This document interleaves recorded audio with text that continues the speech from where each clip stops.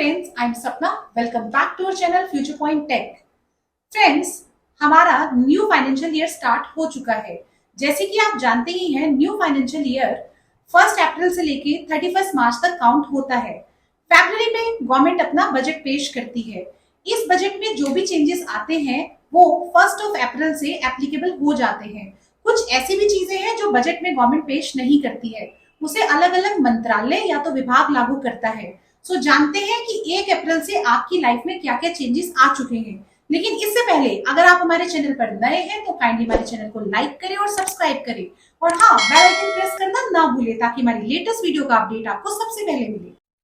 So friends, सबसे बड़ा जो चेंज आया है वो ये आया है कि अब आपको अपने पैन को आधार से लिंक कराना मैंडेटरी हो गया है।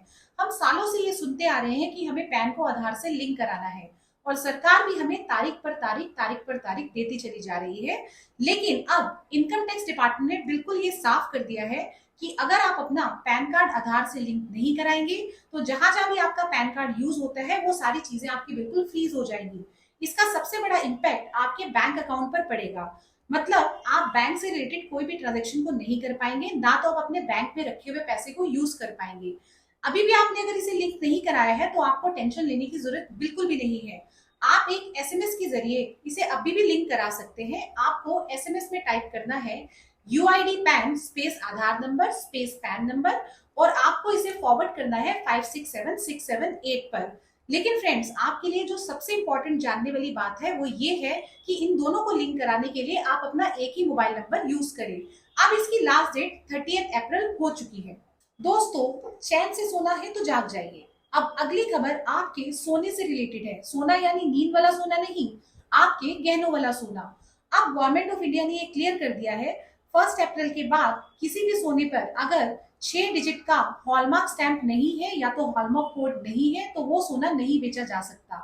देखिए दोस्तों, आपको पता ही है कि जिस भी गहने पर हॉलमार्क स्टैंप होती है तो इससे हमें ये एश्योरेंस हो जाती है कि ये गोल्ड प्योर गोल्ड है। तो गवर्नमेंट ऑफ इंडिया ने क्लियर कर दिया है कि अब हॉलमार्क स्टैंप होना मैंडेटरी है। पहले ये स्टैंप 4 डिजिट की होती थी, लेकिन अब 1 अप्रैल से ये स्टैंप 6 डिजिट की हो जाएगी। दोस्तों, आपको पता ही है कि हम गोल्ड को एज ए इन्वेस्टमेंट भी यूज करते हैं। आड़े वक्त पर हमारे गोल्ड बहुत काम आता है क्योंकि ये इमीडिएट कैश हो जाता है, और बहुत सारी कंपनी इस पर फाइनेंस फैसिलिटीज भी दे देती हैं। अगर आप भी 1 अप्रैल के बाद चेक करना चाहते हैं कि आपका गोल्ड जेन्युइन है या नहीं, तो आप BIS की ऐप को डाउनलोड कीजिए और अपने 6 डिजिट के HID कोड को वहां पर भेज दीजिए। इससे आपको पता चल जाएगा कि आपका गोल्ड प्योर है या नहीं।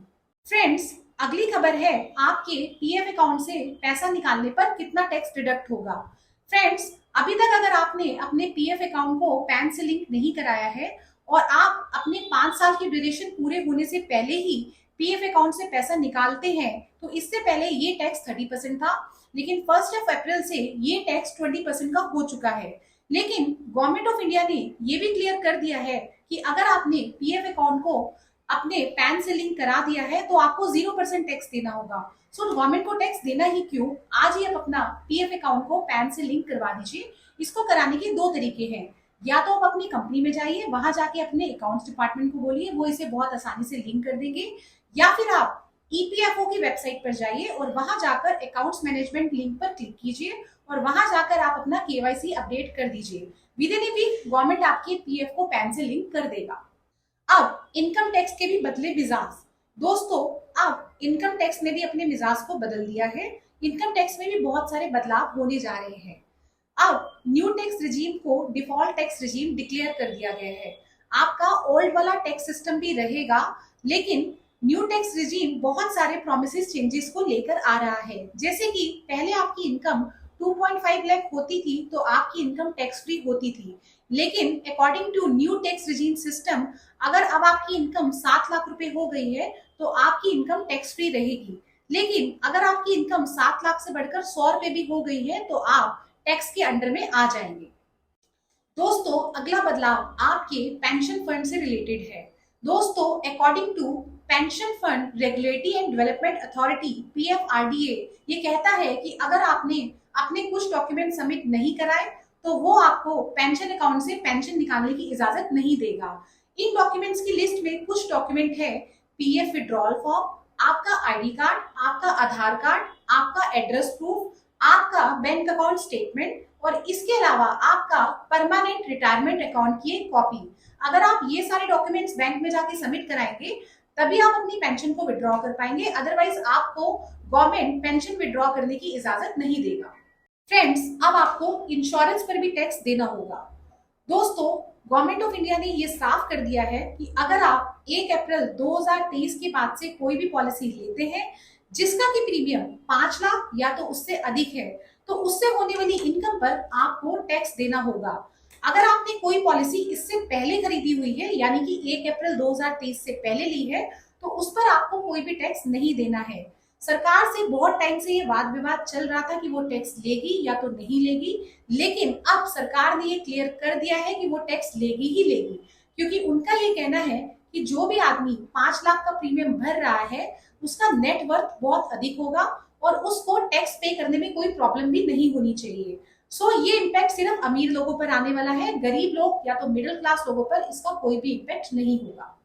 सो फ्रेंड्स, ये कुछ चेंजेस थे जो 1 अप्रैल से लागू हो चुके हैं। इसके अलावा 1 अप्रैल से महिला सम्मान बचत पत्र योजना भी लागू हो चुकी है, जिसका जो रेट ऑफ इंटरेस्ट है वो फिक्स डिपॉजिट से भी कहीं ज्यादा होता है, तो आप इस योजना का भी लाभ उठा सकते हैं।